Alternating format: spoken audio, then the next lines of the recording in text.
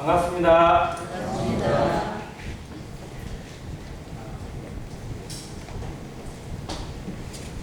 여기저기 전화를 많이 받고 자매도 성도님들에게 위로의 전화를 많이 받고 있는 상황이어서 정리해서 좀 광고를 좀 드리도록 하겠습니다.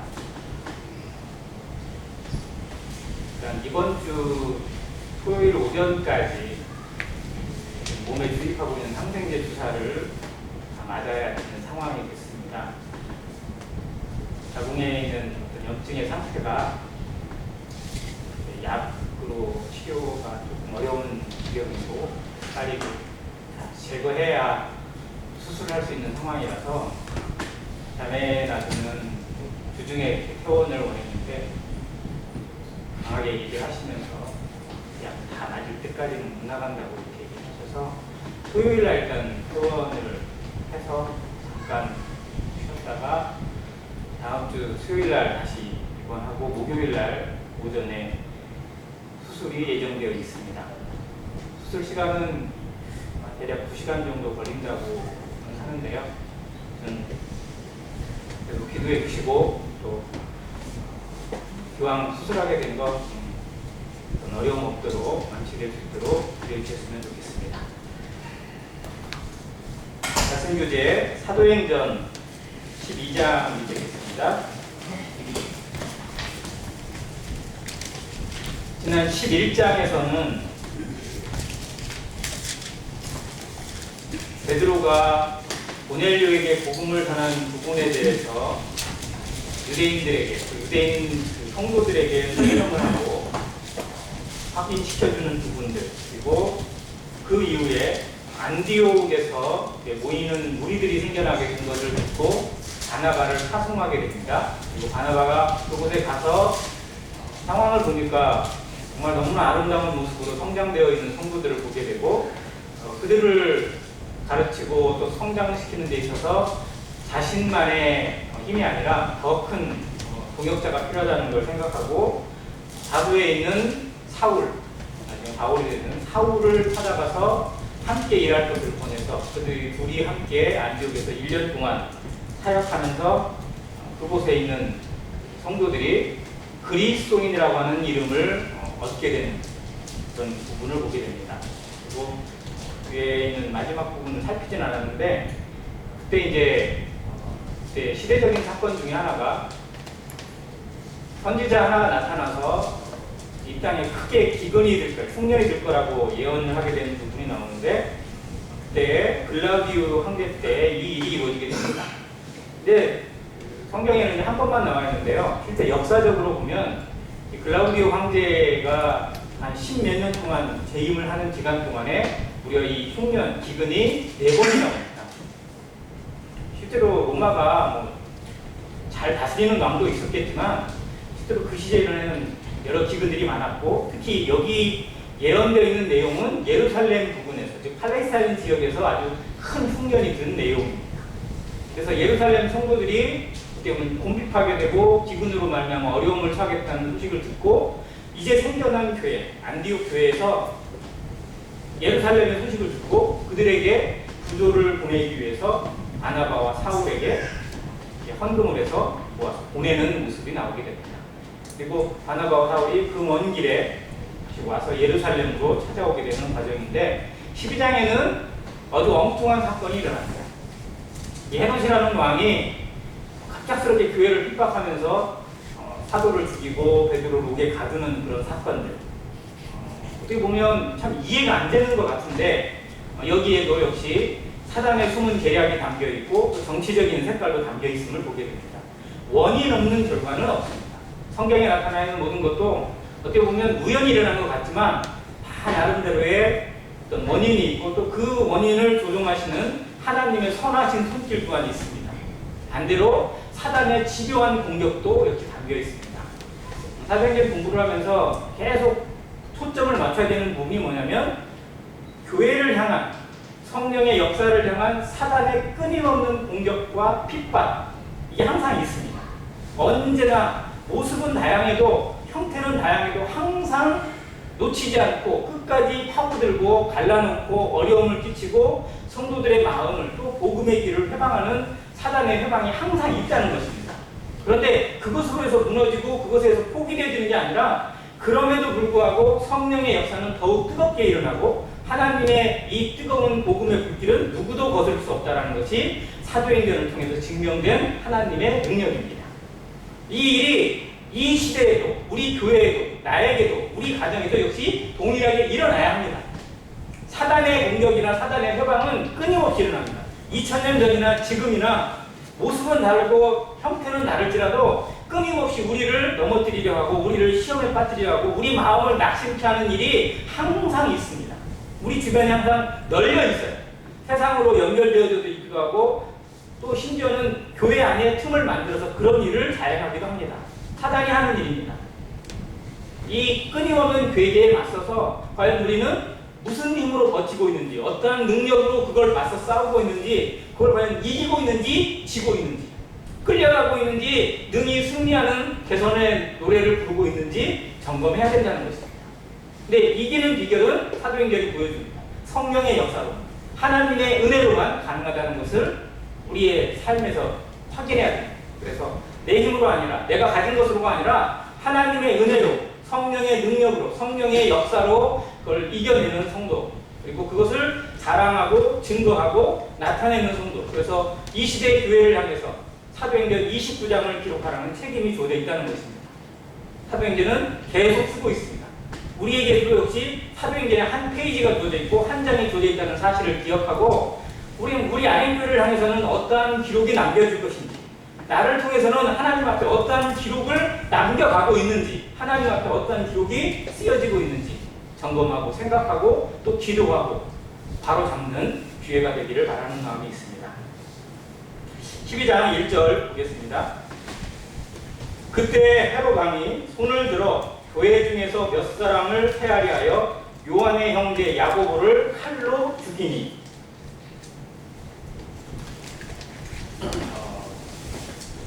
여기 나타나는 헤롯 왕은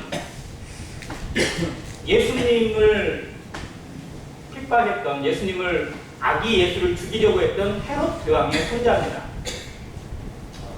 이제 헤롯의 가문들을 조금 살펴보면 헤롯 대왕이 로마에게 결탁을 해서 로마 황제로부터 이 팔레스타인 지방을 총 다스리는 유대의 왕으로 등극을 하게 됩니다. 그리고 상당한 기간 동안 등극하면서 백성들의 마음도 얻기도 하고 여러 가지 일들을 많이 했어요. 근데 그에게 가정사를 살펴보면 참 문란합니다. 아내들도 많고 자식들도 많아요. 자, 왕가에 아내도 많고 자식도 많으면 그 뒤에 후사가 문제가 생기나요? 안 생기나요? 꼭 어려움이 생기잖아요. 근데 이 가정도 마찬가지였어요. 보통 한 6명 정도의 아내를 통해서 여러 자녀들을 낳았습니다. 근데 자기가 물려줄 수 있는 땅은 한정적이에요. 그리고 그걸 받을 수 있는 아들도 한정적입니다. 그러다 보니까 심한 알력과 다툼이 나오게 되고 모함이 나오게 되고 거짓 술수가 아주 판을 치게 됐어요. 그 가정에서.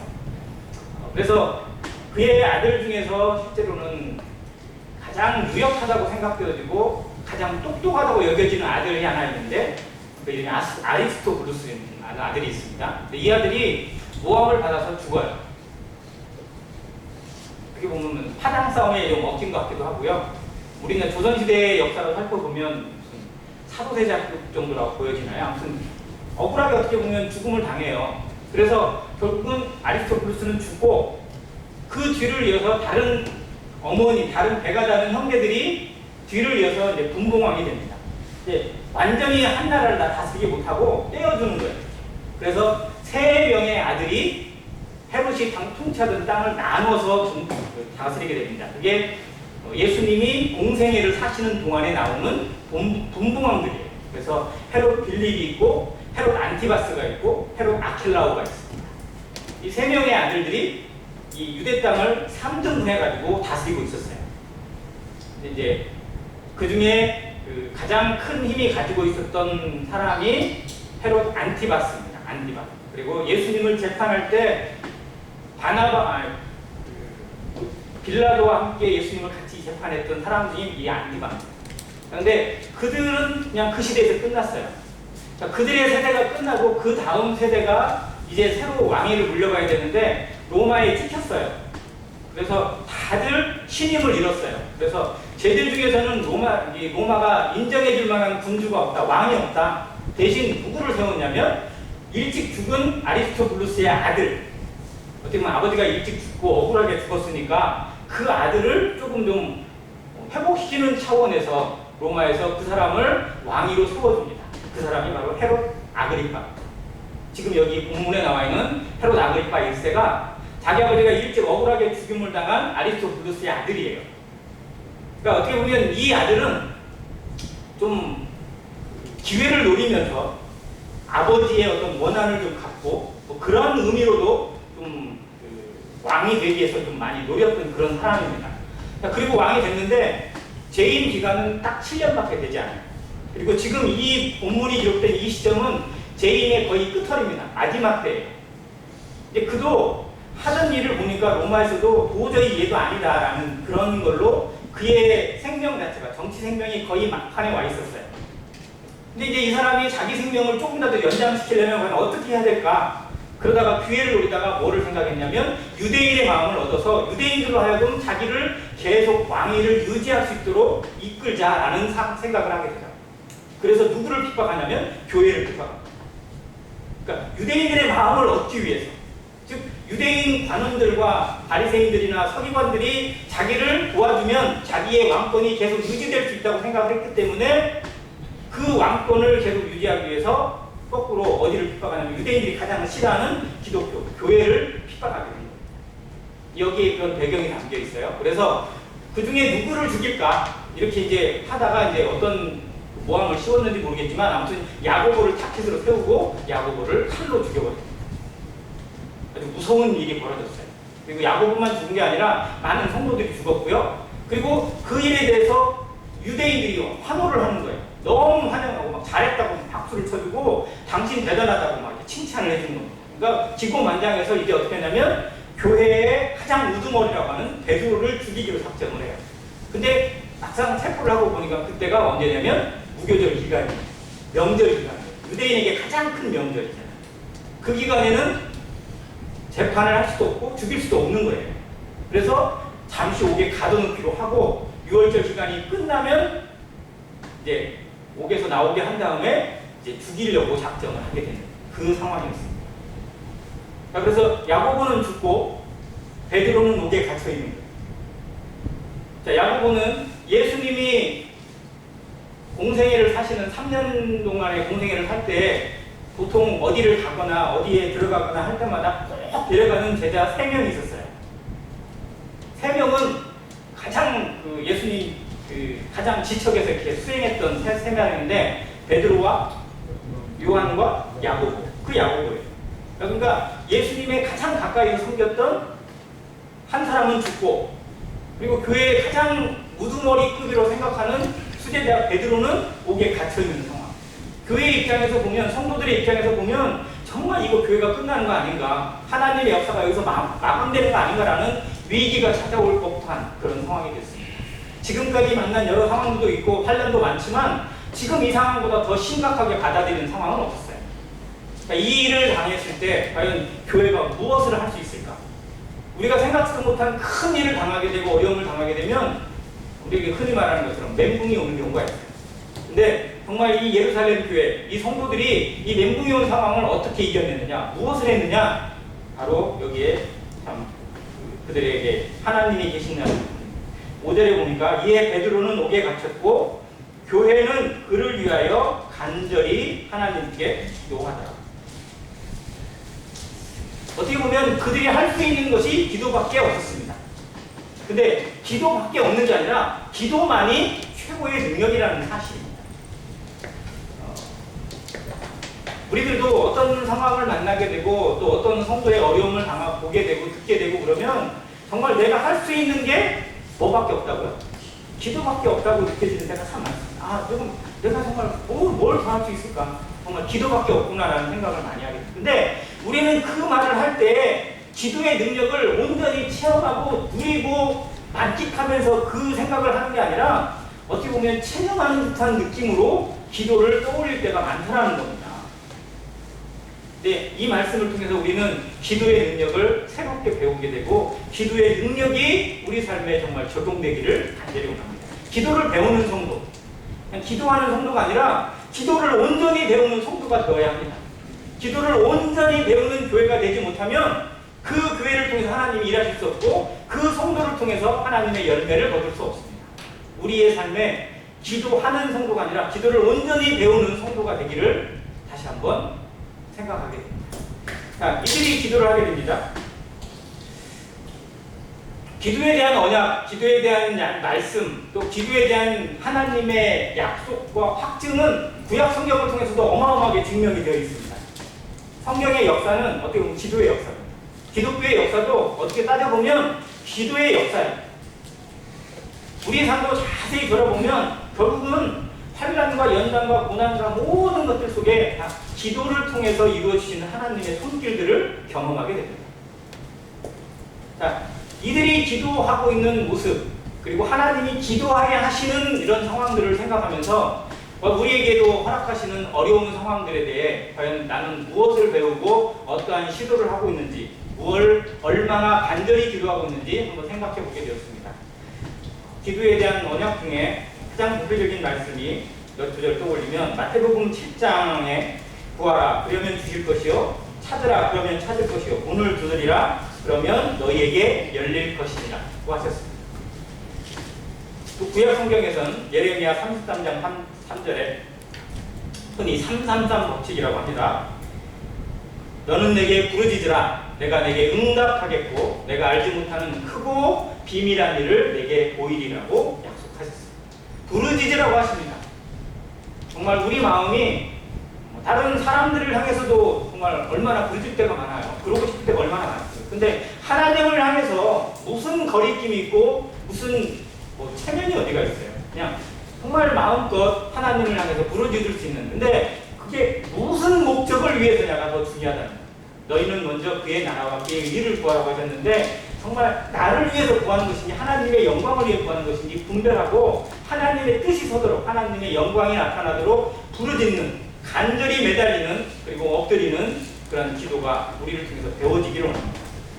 자, 이 예루살렘 교회에 온전히 모여서 베드로를 놓고 베드로의 생사를 놓고 기도합니다. 정말 그가 죽는 것이 하나님의 뜻입니까? 야고보는 죽었어요. 야고보가 죽음을 피할 수 있는 그런 길을 하나님이 제시했다면 모르겠는데 스데반도 죽음의 길을 갔고 야고보도 어떻게 보면 순식간에 죽음을 당했습니다. 이건 역시 하나님의 뜻이에요. 야고보에게 허락되어진 하나님의 사명은 거기까지였습니다.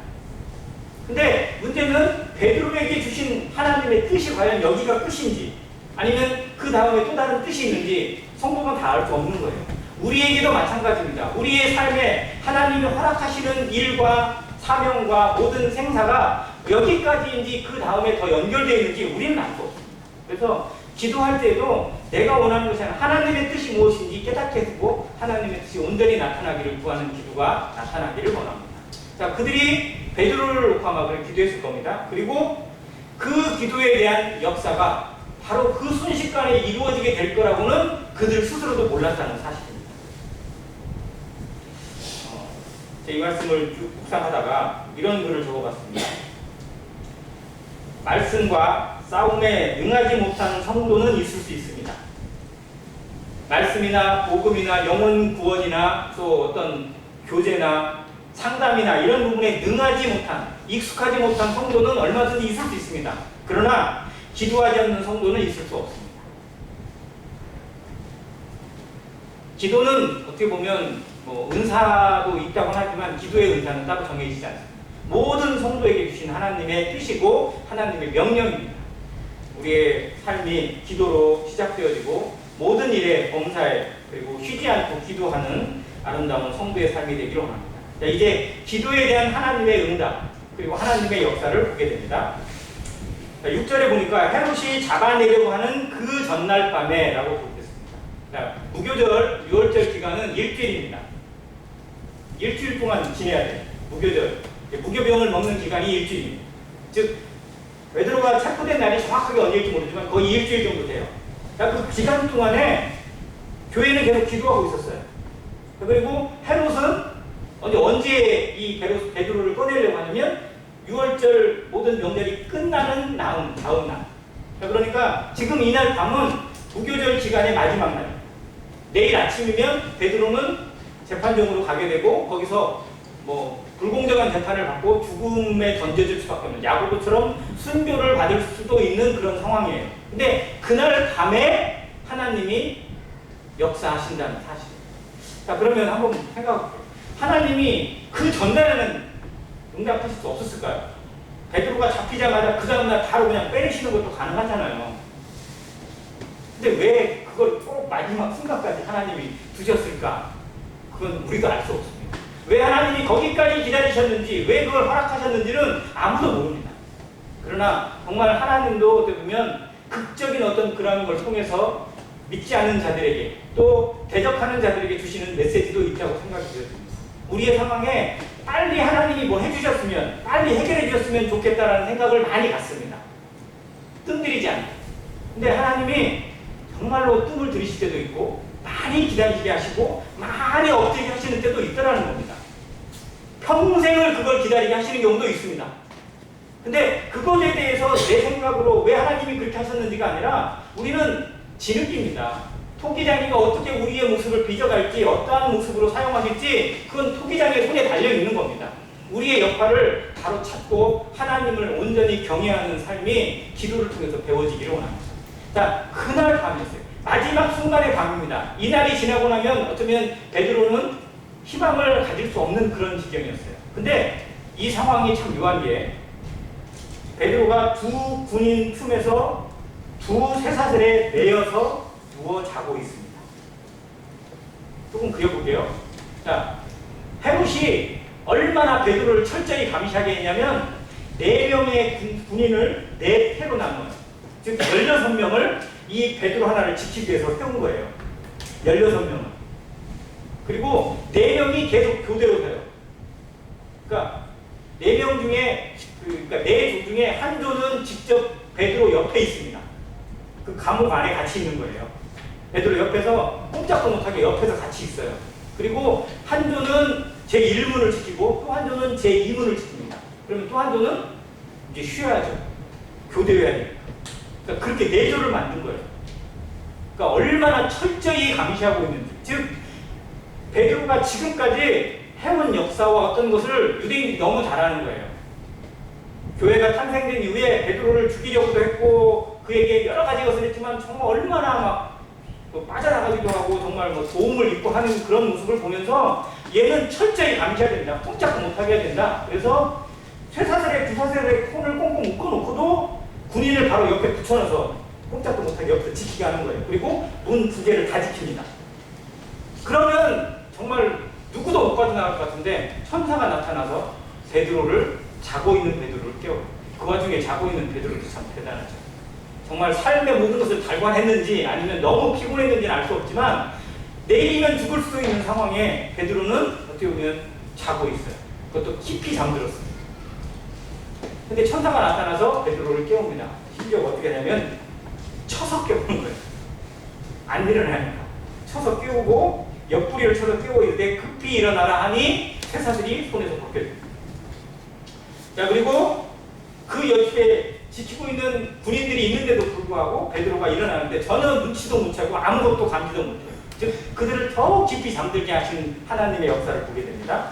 띠를 띠고 신을 신고 그리고 겉옷을 입고 따라오너라. 그리고 문을 나가는데 1문을 지나고 2문이 지나고 그 감옥의 모든 처음에 있는 입장의 문까지도 그냥 저절로 열리는 상황 가운데 누구도 하나도 막지를 못해요. 막아서는 자가 아무도 없습니다.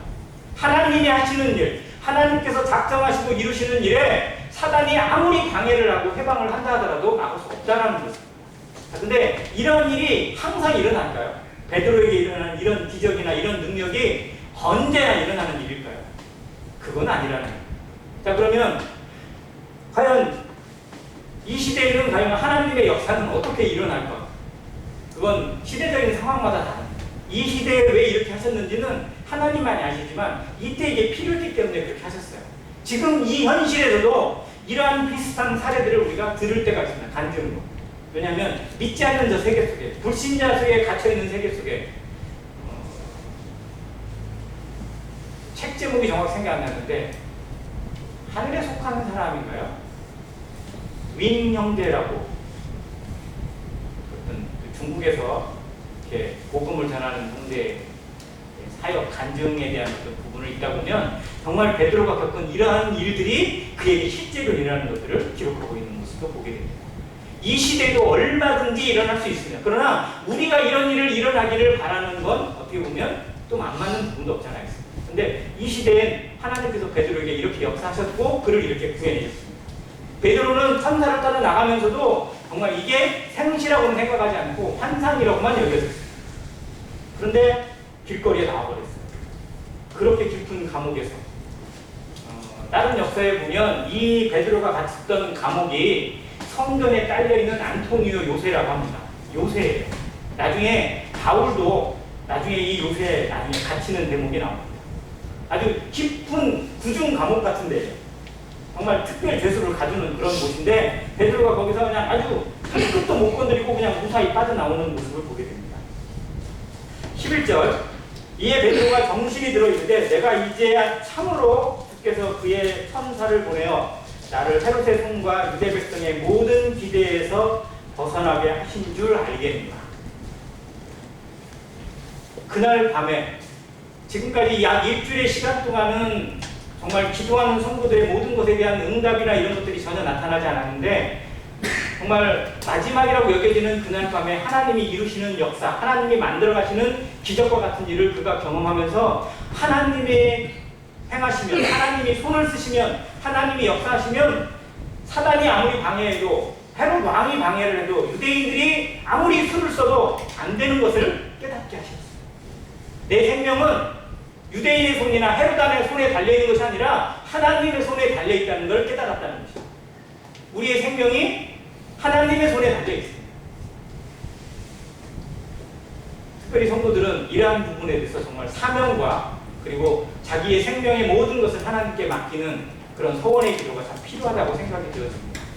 리빙스턴이 아프리카에 선교를 떠나면서 그가 몸도 약하고 또 아프리카가 워낙 풍토병도 심하고 거기에 들어가서 선교를 하기도 전에 아프리카 모기 알잖아요. 말라리아가 얼마나 창궐합니까? 그 무더운 밀림 속에서 어떤 독충에 죽을 수도 있고 얼마나 심각한 상황을 맞이할 수도 있어요. 복음을 전하기도 전에 넌 죽일 것이다. 가지 마라. 차라리 여기서 전해라. 라고 수많은 사람들이 말렸어요. 근데 리빙스턴이 가면서 한 말이 뭐냐면 사명자는 죽지 않는다. 그 사명을 다하는 때까지. 그런 말을 하고 갔어요. 그리고 그 속에 들어가서 정말 그 몸도 허약하다고 하는 리빙스턴이 그 속에서 무려 30여 년 동안을 그 토인들과 함께 거주하면서 생활하면서 그들을 복음으로 하나님의 말씀으로 변화시켰습니다. 우리에게도 어쩌면 그런 사명감이 참 필요한 것 같습니다. 사명자는 하나님이 그 손을 놓기까지는 그 사명이 닿기까지는 끝까지 보호하시고 책임지신다는 내 인생을 하나님이 책임지시고 하나님이 이끄신다는 사실 그리고 우리 교회의 모든 것들도 결국 하나님의 손에서 하나님의 뜻에 의해서 이루어지게 된다는 사실을 기억하고 담대하게 정말 기도의 역사를 바라보면서 나아가는 성도의 삶이 되기를 원합니다. 이렇게 해서 이제 그가 사람들이 모여있는 곳 마가라 하는 요한의 어머니 마리아의 집으로 갑니다. 이게 구절에도 나왔잖아요. 마가 요한의 어머니 마리아.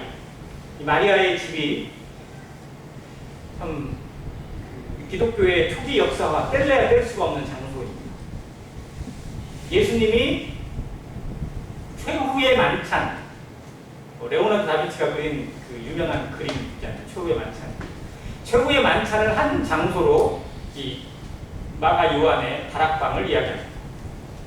그리고 사도행전 1장에 보면 초대교회 성도, 예루살렘의 초대교회 성도 120명이 모여서 기도했던 곳도 성령이 임하기를 기도했던 곳도 역시 마가의 다락방입니다. 오순절날 성령을 받은 곳이 바로 마가의 다락방. 교회의 시작을 그리고 교회의 위대한 시작과 예수 그리스도의 고난과 죽으심을 알린 장소가 마가의 다락방이었는데 이제 이곳이 그대로 역시 기도하는 장소로 성도들이 모여서 교제하고 기도하고 하나님께 말씀을 듣는 장소가 되어 있습니다. 즉 그의 가정이 변함없는 모습으로 하나님을 섬기고 교회를 섬기고 성도들을 섬기고 있다는 사실입니다. 이것이 마가 요한 가정이었습니다. 특별히 이 어머니 마리아, 성경에 마리아라는 이름이 너무 많이 나오니까 헷갈립니다. 이 마리아는 우리가 알고 있는 마리아하고 전혀 다른 마리아예요. 또 다른 마리아예요. 그러니까 예수님의 모친 마리아도 유명하고 막달라 마리아도 유명하고 예수님께 향유옥합을 부은 베다니 마리아도 유명한데 이 마가 요한의 어머니 마리아도 역시 유명합니다. 정말 마리아라는 이름은 정말 복받은 이름인 것 같아요. 그러니까 이 마리아의 헌신을 통해서 성도들이 모여서 교제하고 또 교회의 시작을 알리고 베드로가 옥에 갇혀서 정말 죽을 고비를 넘기고 있을 때 성도들이 간절히 모여서 기도했던 곳도 역시 이 집이었다는 사실입니다. 이곳에 베드로가 이제 찾아가서 내가 왔다 문을 두드려요. 이제 로데라 하는 여자아이, 이 여자아이의 이름을 성경이 기록하고 있다는 사실. 그래서 주일학교 시간에 이 로데를 꼭 가르칩니다. 그러니까 음성을 잘 듣고 분별해서 꼭 알리는 그런 역할을. 즉 남들이 기도하고 있을 때 또 어른들이 기도하고 있을 때 이 아이도 역시 같이 뭐 했다는 거예요? 로데가 어른들과 함께 같이 기도하고 있었다는 사실입니다. 어른들의 기도에 정말 같이 함께 있었다는 어린아이. 그 어린아이의 마음을 주일학생들에게 많이 가르칩니다. 부모가 기도할 때 너는 자는 게 아니고 너도 같이 기도할 수 있으면 기도해라. 이렇게 가르치고 그리고 정말 그 분별하는 어떤 그런 것을 그대로 알리는 그런 모습에 대해서 이야기합니다. 로데라는 아이의 나이는 몰라요. 근데 이 여자아이라고 기록되어 있는 그 헬라어를 찾아보면 이 아이의 나이가 대략 한 8세에서 10세 정도 그 정도로 흔히 예상을 합니다. 기록되어 있는 즉 아이에 대한 헬라어도 두 가지가 있어요. 어린 아이가 있고 아주 깐난 애기가 있고 조금 소년에 대한 이름은 또 다릅니다.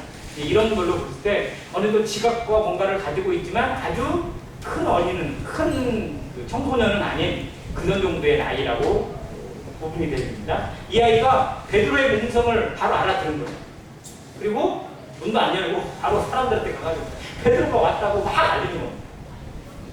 자, 근데 그들이 지금 뭘 지금까지 한 며칠 동안 계속 했던 기도 제목이 뭐예요? 베드로를 살려달라고, 풀어달라고. 그럼 베드로가 왔다고 하면 막 박수치고 환호해야 되잖아요. 근데 뭐라고 해요? 15절에 보니까 그들이 말하되 내가 뭐라고 해요? 미쳤다고요. 미쳤다고. 너 미쳤냐? 이렇게 얘기를 하는 거예요. 자, 그러면 이들은 기도를 하면서도 기도가 응답될 거라고 생각을 했다는 거예요? 못했다는 거예요? 그걸 못했다는 거예요. 자, 우리가 아는 초대교회 성도들은 정말 대단한 믿음의 소유자들이 아닌가요? 우리가 알고 있는 믿음의 역사, 초대교회 성도들이 봤던 믿음의 역사들은 어마어마한 역사들을 그들이 직접 경험을 했잖아요. 그리고 그 역사를 의지하면서 기도하고 있었잖아요. 간절히 기도했습니다. 며칠 동안 쉬지 않고 기도했을 거예요. 근데 베드로가 왔다고 하니까 그 말을 듣고는 뭐라고 그랬냐면 야, 미친 소리 좀 그만해 라고 얘기를 합니다. 자, 이게 성도의 한계라는 겁니다. 우리도 그런다는 거예요. 정말로 그렇게 간절히 원하고 기도하면서도 내 생각에서 결코 이루어질 수 없을 거라고 미리 단정하는 경우도 많다라는 겁니다. 자, 그러면 하나님이 그런 기도, 그런 연약한 성도의 기도 응답하시나요? 안 하시나요? 하신다는 겁니다. 하나님은 우리의 믿음 상태와 관계없이 하나님의 뜻을 이루어 가세요. 그래서 우리가 배우는 겁니다. 나 같은 자의 기도도 하나님이 들으시고 우리 같은 연약한 기도도 하나님이 이루시는구나. 그래서 기도합니다. 뭐 믿음이 대단한 사람의 기도만 들어주시고 정말 놀라운 사람의 기도만 들어주신다면 누가 기도할 수 있겠어요? 기도 포기하지. 우리 같은 사람은 기도를 꿈도 못 꿔요. 그러나 이들의 모습을 보니까 이렇게 대단한 것 같은 초대교회 성도들도 이런 면에서 보면 우리가 별로 다르게 없더라고요. 야고보서에 제가 좋아하는 말씀인데요. 엘리야는 우리와 뭐가 같다고요? 성정이 같은 사람이로되. 엘리야가 우리가 같은 사람이래요. 엘리야는 얼마나 위대한가요? 얼마나 놀라운 사람이에요. 그런데 성경 하나님이 보실 때는 우리가 차이가 없어요. 똑같아요. 그러나 그런 사람을 하나님이 사용하시면 얼마나 놀라운 일을 했는지를 보여주고 있습니다. 우리도 기도할 때 우리가 대단해서 기도하는 게 아니라 하나님이 대단하시기 때문에 성령이 놀라웠기 때문에 기도한다는 사실입니다. 그리고 우리는 이런 수준밖에 아니고 이것밖에 바라지 못하지만 그리고 막상 하나님이 이루어져도 그것을 의심하는 마음이 있지만 하나님이 능히 이루어질 줄을 생각하고 우리가 기도한 것보다 더 이상으로 주실 것을 믿고 기도하는 것입니다. 이 기도에 대해서 이 로데가 전혀 굴복하지 않고 아니라고 진짜라고 진짜 베드로의 목소리라고 베드로가 왔다고 이야기하니까 그러면 뭐라고 하냐면 그러면 그의 천사라. 이 표현이 좀 이상해요. 그의 천사라고 하는 이 말의 뉘앙스가 무서운 겁니다. 이거를 다른 해석으로 보면 어떤 의미냐면요. 그가 죽었다라는 의미로도 해석할 수 있어요. 아니면 이제 좀 좋은 의미로 뭐냐면 그를 지키는 천사가 그냥 우리를 위로하기 위해서 먼저 보내주신 것이다 라고 그냥 이렇게 해석하는 것도 있는데요. 안 좋은 의미로 해석을 하면 그는 죽었고 그의 영혼이 우리에게 왔다라고 이야기를 하는 거랑 마찬가지예요. 즉 그들도 기도하면서도 헤롯이 얼마나 단호하게 유대인들이 얼마나 이 일에 대해서 철저하게 베드로를 꼼짝 못하게 하고 있었는지를 알고 있습니다. 한번 해보세요. 16명의 군대를 한 사람한테 붙여가지고 쇠사슬에 꽁꽁 묶어놓고 깊은 감옥에 집어넣고 아무도 쥐새끼도 한 마리 못 빠져나가게 해놨는데 베드로가 나온다? 베드로가 구출되어서 나온다? 감히 생각도 못한다는 겁니다. 그러나 하나님이 하신다. 자, 그때 16절에 보니까 베드로가 문 두드리기를 그치지 않고 계속 문을 두드리는 거예요. 그들이 놀래서 문을 열어보니까 베드로. 정말 하나님이 이렇게 하셨구나라는 것을 그들이 보게 됐을 때, 눈으로 목격하게 됐을 때 아마 이들 중엔 예수님의 부활을 직접 목격하고 예수님을 만나고 심지어 예수님의 손바닥을 만지고 옆구리에 손을 넣어본 제자들도 있을 겁니다. 아마 이들이 예수님이 부활하실 때 그 느낌을 아마 가졌을 거라고 생각이 돼요. 우리의 신앙은요, 부활신앙을 항상 경험해야 합니다. 부활신앙, 즉 죽음을 이기는 부활, 죽음을 이기는 하나님의 놀라운 새 생명에 대해서 우리 삶에서 배우고 느끼고 확신하는 신앙. 그것이 우리의 현실을 이겨내고요. 우리의 마음을 이겨냅니다. 우리는 죽음을 이기는 사람들입니다. 죽음도 우리를 어떻게 할 수 없는 사람들입니다. 죽음도 하나님은 어떻게 막을 수 없습니다. 하나님은 죽음도 이겨내시고 부활로서 생명으로서 영원한 생명으로서 우리를 인쳐주셨고 성령의 역사로 함께하고 계신다는 사실입니다. 기독교의 신앙은 사단이 이길 수 없는 이유 중에 하나는 부활이기 때문에 그렇습니다. 사단이 최고의 무기는 죽음입니다. 사단이 가지고 있는 최고의 무기. 최고의 무기가 죽음인데 하나님의 무기는, 하나님의 방어는 죽음을 이기는 부활이라는 겁니다. 그래서 우리는 온전한 승리자이고 승리할 수밖에 없는 교회의 역사를 가지고 있습니다. 그래서 베드로의 이 모습을 성도들이 보면서 얼마나 감격했을지 그의 손을 붙잡고 그의 얼굴을 만지면서 정말 어떻게 훈련하게 됐는지 천사가 어떻게 보았는지 하나님이 어떻게 역사했는지를 간증을 들으면서 그들의 마음에 정말 우리의 기도, 우리가 하는 간구 이상으로 도우시는 하나님의 역사를 경험했을 것입니다. 우리도 이런 경험하는 성도, 경험하는 교회가 되기를 간절히 원합니다. 그리고 마지막 부분에 이제 베드로가 여기에서 계속 머무르지 않고 다른 곳으로 떠나게 됩니다. 왜냐하면 계속 베드로를 찾고 있으니까요. 빌미를 주지 않기 위해서 다른 곳으로 순회 사역을 떠납니다. 그리고 이 대목부터 베드로의 기록은 나와 있지 않습니다. 여기가 베드로의 기록에 대한 마지막이에요. 물론 베드로는 계속해서 생활했지만 성경이 기록하는 베드로의 삶의 마지막 부분인데 이때 목에서 나온 일을 말하고 또 누구와 형제들에게 야고보와 형제들에게 이 말을 전하라 하고 떠나 다른 곳으로 가니라 라고 적혀있어요. 여기에 또 누가 나와요? 야고보가 나와요. 자, 누가 죽었죠 아까? 야고보가 죽었죠. 자, 그럼 여기 나와 있는 야고보는 누구일까요? 예수님의 동생 야고보. 주의 동생 야고보. 자, 야고보가 죽었을 때 정말 막 어마어마한 인물이 죽고 얼마나 좀 큰 기둥이 뽑힌 것 같고 정말 모든 것이 무너질 것 같은 그런 느낌도 들 수 있습니다. 그러나 하나님 앞에는, 하나님의 손에는요, 그를 대신할 수 있는, 그와 함께 할 수 있는 어마어마한 또 다른 인물들, 또 다른 성경의 사람들, 하나님의 준비되어 있는 인물들이 얼마든지 있다라는 사실입니다. 누구 아니면 안 돼가 없습니다. 하나님의 역사. 즉 사람이 이루는 것이 아니라 하나님이 이루는 거기 때문에 하나님의 역사를 살펴보면 그 사람이 중심이 되어서 하는 일이 한계가 있을 수 있어요. 그 시대가 있습니다. 사람에게 주어지는 것이 모든 것을 다 책임지는 게 아니고요. 자기는 자기의 역사를 이룹니다. 자기만의 시대가 있어요. 그의 시대를 구분할 수 있어야 됩니다. 분별할 수 있어야 돼요. 야고보는 거기서 끝났지만 하나님은 또 다른 야고보를 준비시켰고 세우십니다. 그리고 이 야고보가 나중에 예루살렘 교회의 기둥 같은 사도적인 역할을 감당하게 되고 나중에 예루살렘 교회에 정말 큰 어려움이 생겼을 때 앞에 나서서 그 일을 해결하는 그런 역할을 감당하게 됩니다. 하나님에게는 또 다른 준비되어 있는 사람들이 얼마든지 있다라는, 나 아니면 안 돼가 없다라는 이런 모습을 우리 삶에서 능히 배우고 겸손하게, 그리고 하나님께서 내게 허락하시는 그 선에서, 그 한도 내에서 최선을 다, 내 인생의 끝이 만약 여기까지라면, 내 인생에 허락하신 하나님의 사역이 여기까지라면 거기에 내 목숨을 던질 수 있어야 되잖아요. 그러한 마음을 배우고 정말 내가 아니어도, 내가 없어져도, 내가 만약 여기에 어떤 그런 상황이 아니어도 하나님께는 또 다른 사람들이 얼마든지 준비되어 있다는 사실, 이것이 하나님이 이루시는 일이고 하나님이 만들어가시는 하나님의 교회에서 나타나는 사역이라는 사실입니다. 그러나 이단은 그렇지 않아요.